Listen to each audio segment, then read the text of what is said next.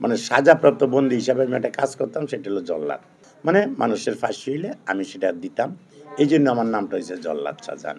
আমার হাতে টোটাল মোট 2023 সালের জানুয়ারি মাস পর্যন্ত 60 জন ফাঁসি হয়েছে। পৃথিবীতে যে যত অপরাধী করুক না কেন, মৃত্যুর সময় সবাই আল্লাহরে ডাকে, তাই না? আর আমি যখন ফাঁসিটা দেই তখন নিজের কাছে সত্য সে খারাপ, এটা আমি জানি। খারাপ বলে তার পানিশমেন্ট হয়েছে, সাজা হয়েছে। তারপর নিজের মনের কাছে একটু মনে করেন যে খারাপ লাগে, কিন্তু সেটা তো লাগলেও বলা যাবে না বা কিছু করা যাবে না, আমাকে দিতেই হবে। সাধারণ মানুষ যেন কোনো দিনও কোনো অন্যায় কাজ না করে জেলে যেতে না হয়।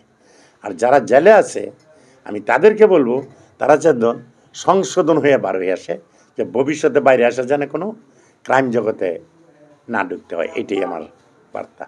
এর ভিতরে উল্লেখযোগ্য মনে করেন যে যেমন এরশাদ শিকদার আমার হাতে, আর যেগুলি আছে এগুলি তো নাম করাই, কারণ যারা মনে করেন যে বঙ্গবন্ধুরে মারছে তাদেরকে তারা হলো বিশ্বাসঘাতক, তাদেরকে ফাঁসি দিছি।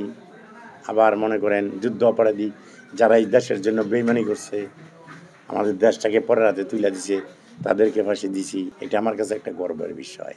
না, বিশেষ কোনো ক্ষমতা হয় না, এটা এখানে বিশেষ কোনো ক্ষমতা নাই। ফাঁসির সবই একই রকম, একই কাজ। এখানে বিশেষ কোনো ক্ষমতা থাকে না।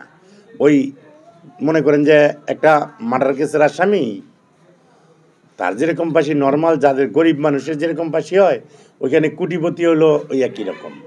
এখানে উল্লেখযোগ্য বিশেষ কোনো সুযোগ সুবিধা দেওয়া হয় না, সবই একই রকম। চায়ের ব্যবসাটায় কারা আসে জানেন?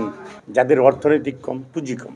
তো যেহেতু আমার অর্থনৈতিকভাবে সমস্যা, তো আমার এই ছোটো থেকে ব্যবসা, কারণে এখন তার কোনো কিছু কাজ করা সম্ভব না, চাকরি করা সম্ভব না, বয়স হয়ে গেছে। তো যেই কারণে এটা আসে আর কি, ছোটোর থেকে মানে এইটাই করা, অর্থনীতি যেন কম। আমার সর্বশেষ আমার যে বইটা বাড়িছে, আমি সবাইকে বলবো যে আপনারা আমার এই বইটা পড়লে এই বইতে আমার সম্বন্ধে জানতে পারবেন এবং কিছু শিখারও আছে, শিখতে পারবেন। বইয়ের নাম হলো কেমন ছিল জল্লাদ জীবন। কিংবদন্তি পাবলিকেশন থেকে বইটা বাড়িছে, কেমন ছিল জল্লাদ জীবন। বললাম না, মনে হয় 10 তারিখের থেকে পাওয়া যাবে সম্ভবত। কয়েদি হলো যাদের সাজা হয়ে যায় তাদেরকে বলা হয় কয়েদি, মানে কনভিক্টেড প্রিজনার। আর যাদের সাজা হয় না তাদেরকে বলা হয় হাজতি, আন্ডার ট্রায়াল প্রিজনার।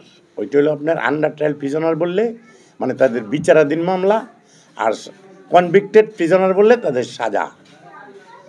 যাদের সাজা হয় তাদেরকে কাজ করতে হয়।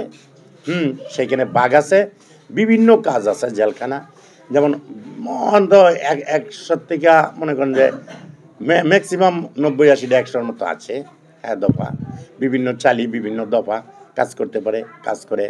সেখানে শিক্ষার মতো কিছু আছে, যেমন ধর্মীয় কোরআন শিক্ষা করতে পারে।